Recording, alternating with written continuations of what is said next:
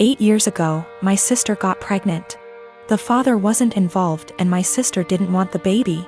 But she also couldn't bring herself to terminate or adopt out to strangers. She approached me and my now ex-husband and asked if we would be willing to adopt her child.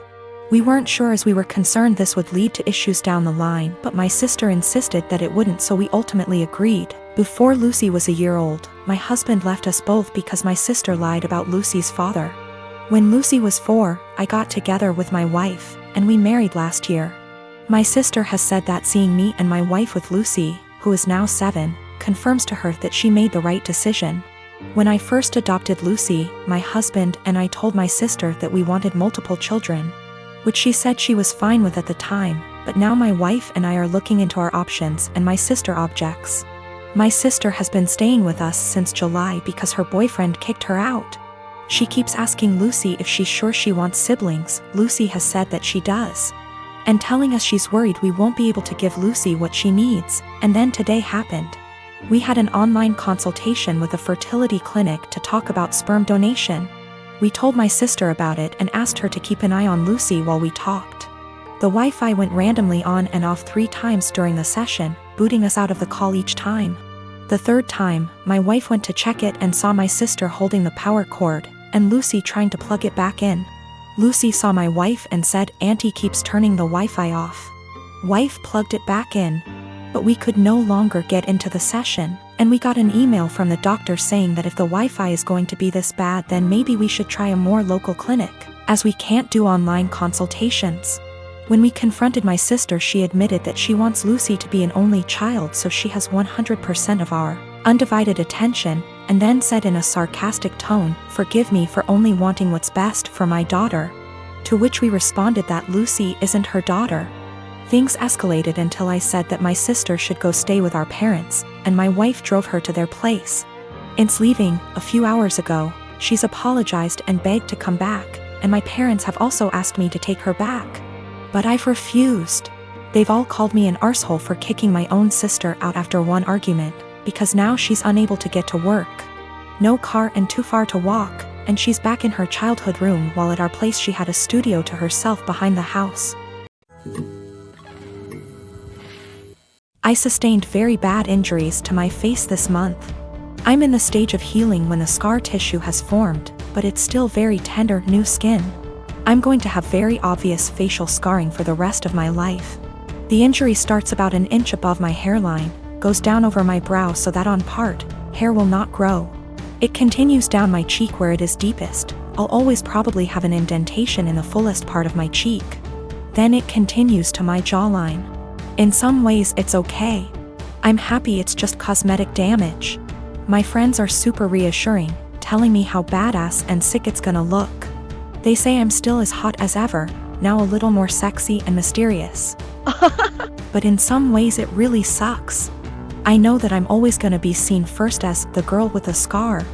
And it feels especially bad when people look at me differently. This week, I had to fly home for a family thing. It was a plan I'd made long before my injury. I wasn't really looking forward to the pity or people making a big deal of it. I'd rather it not be acknowledged. I'd also met with my dermatologist who said that I was at the stage of scar tissue formation, that I no longer should be dressing the wounds. The skin was healing and instead I needed to be applying topical cream and Vaseline to keep the site clean and moist. It also looks a bit ugly. The building scar tissue is very red and tender, and with the Vaseline over it, looks slick and shiny. So I get on this flight, I have the window seat and I put on my headphones and drift off to sleep when the plane is still boarding. I wake up to this kid, maybe 4 years old, sat next to me, throwing a tantrum. I didn't catch the first part of it and I honestly couldn't understand what he was yelling about. His father said to me, "Can you cover that injury?" I said that my dermatologist recommends I don't, so no, I don't think I will. He started snapping at me saying, "There is no need to be so rude. That injury is graphic and it's scaring my little one." I said, "This is my face. The only damn face I've got. It sucks being told I'm so ugly I can't show my goddamn face in public." He started to backtrack saying, "Just until it's healed," and I said, "It'll always be with me. Maybe teach some." Compassion and respect instead of telling a girl half your damn age what you think about her face. That's rude. He actually got up after that and I think went to a stewardess about a seat change because a young couple came to sit next to me on a few minutes instead. I've gotta admit I felt so low that I put on my sunglasses and had a quiet cry for a few minutes. I am 20 female, have recently moved out of my mother's house for college. I enrolled in scholarship. The other night, my mother wanted her, my younger brother, and I to have dinner together. It's been a while since we've spoken, and I'm afraid this might happen again. We were having a nice night, the dinner was delicious, and honestly, we were all having a good time. Eventually, we got onto the topic of how things were when I was younger. I made the comment on how her behavior when I was younger made me feel like I missed out on a lot of things as a child. She disagrees, and tells me that I'm being dramatic, and that my childhood was perfect.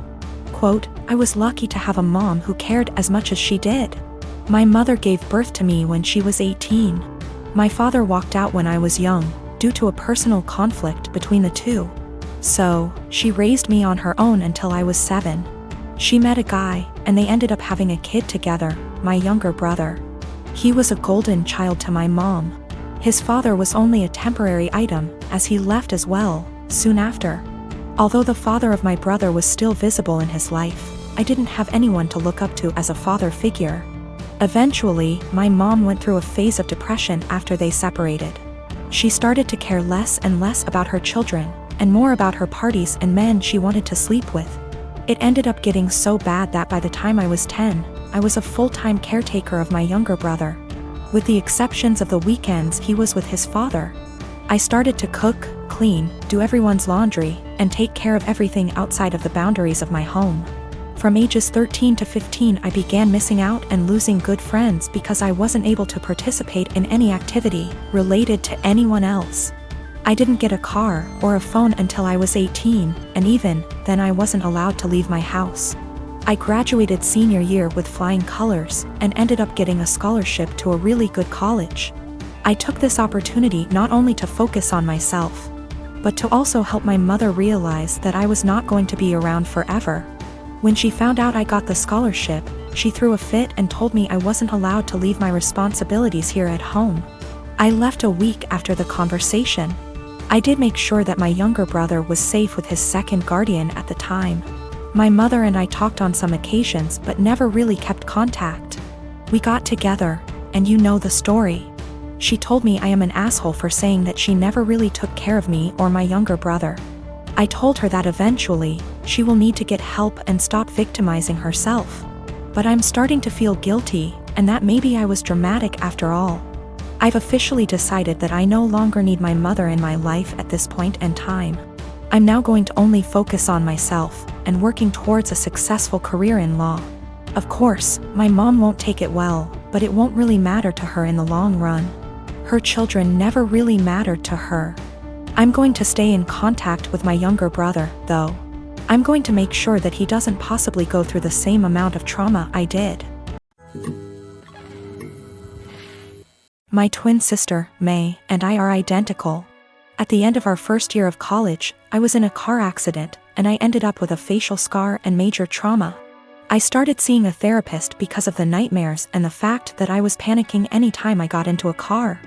That led to me realizing there were some deeper issues, which we worked on. As part of that work, I got a physical.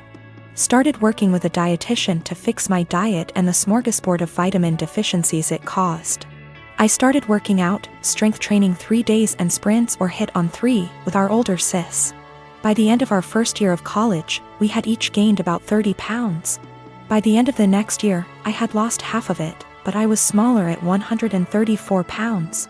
Than my previous 120 because of the muscle mass. And that's been my size for the past half-decade. I found a new beautician, and she gave me long layers to make my natural curls be curls instead of waves of frizz. I always wanted but that my old one said would look bad and refused.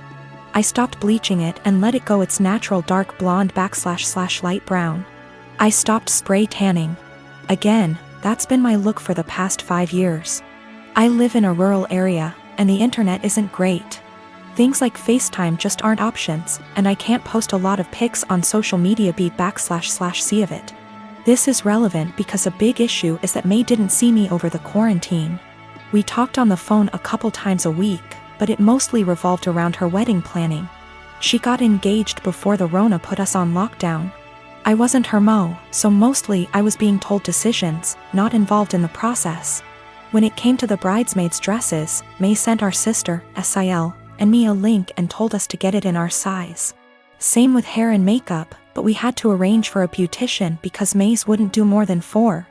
And she wanted her friends at the appointment with her. Except she didn't do a bachelorette party with us, she did with her friends, or rehearsal dinner. So May didn't see any of us until the start of the wedding. She was livid. Apparently, she thought we would have stopped working out because of the Rona, even though we did it at home. Or that we would have stopped when she announced her engagement, so we didn't upstage her. She was mad because I didn't try to hide my scar and didn't tan, thought it would be implied. She made several snide remarks before throwing a drunk temper tantrum at the reception, basically accusing the 3 of us. But me ESP of trying to upstage her. I don't have that excuse //see I was a DD so sober, but I, quite famously, have a low tolerance for angry or crying drunks. I told her, if you're so insecure, you should have got off your ass instead of expecting us to lay on ours to make yours look better. It only got worse. Our family is on my side //see I didn't start it or do anything. But his family and her friends are giving me shit.